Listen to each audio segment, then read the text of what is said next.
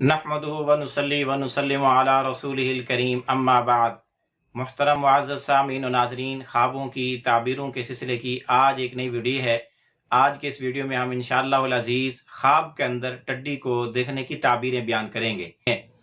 जिस शख्स ने ख्वाब के अंदर टड्डी को देखा तो ये अल्लाह के अजाब को देखने जैसा है। गोया कि ये ख्वाब देखने वाला अल्लाह का अजाब देख रहा है कि अनकरीब इसके इलाके पर अल्लाह का कोई अजाब आने वाला है, इसकी कौम पर अल्लाह की तरफ से कोई आफत मुसीबत अजाब आने वाला है। ये इसी तरह टड्डी को देखना खुदाई फौज को देखने जैसा है। मुख्तलिफ अल्लाह के लश्कर हैं, अल्लाह की फौजें हैं। वलिल्लाहि जुनूदुस समावाति वल अर्ज़, अल्लाह पाक फरमाते हैं वमा यालमु जुनूद रब्बिका इल्ला हु, अल्लाह ही के लिए आसमानों जमीनों के लश्कर, आसमान में भी अल्लाह के कई लश्कर हैं, जमीनों में भी अल्लाह के लश्कर हैं, और अल्लाह के लश्करों को अल्लाह के अलावा कोई नहीं जानता। तो टड्डी दिल भी अल्लाह के लश्करों में से एक लश्कर है। गोया अल्लाह पाक ने ये किसी भी कौम को सजा देने के लिए इसको पैदा फरमाया है और भेजता भी है। जैसा कि गुज़श्ता चंद माह पहले हमारे यहाँ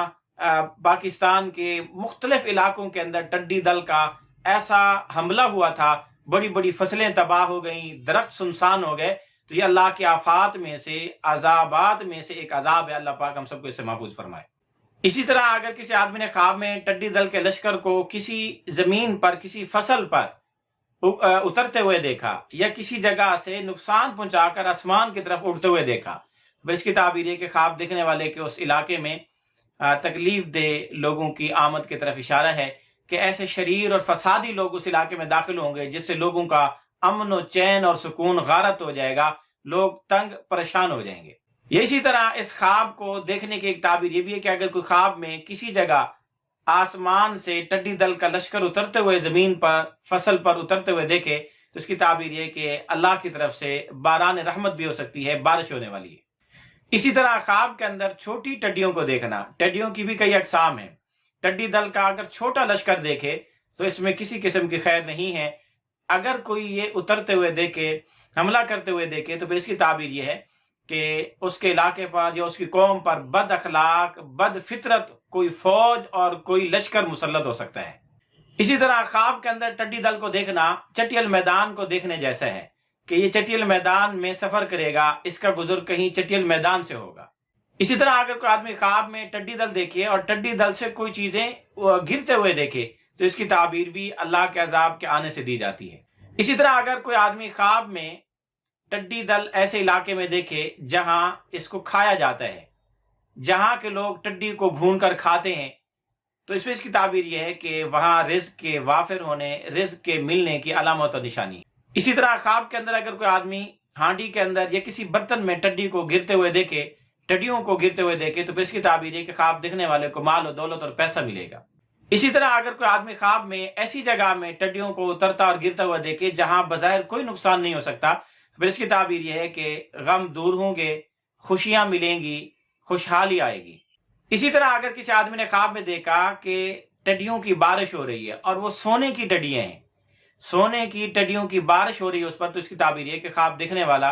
अगर गम ज़दा है तो उसका गम दूर होगा। अगर उसका कोई माल ज़य हो गया है, नुकसान हो गया, उसका चोरी हो गया है, तो अल्लाह पाक उसको उसका नियामुल बदल अता फरमाएंगे। इसी तरह ख्वाब के अंदर टड्डी दल को देखने की एक ताबीर फितना खड़ा होने से, दुश्मन किसी के दुश्मन पैदा होने से या दुश्मन सामने आने से भी दी जाती है कि इसका कोई दुश्मन है जो इसको इस शक्ल में दिखाया गया।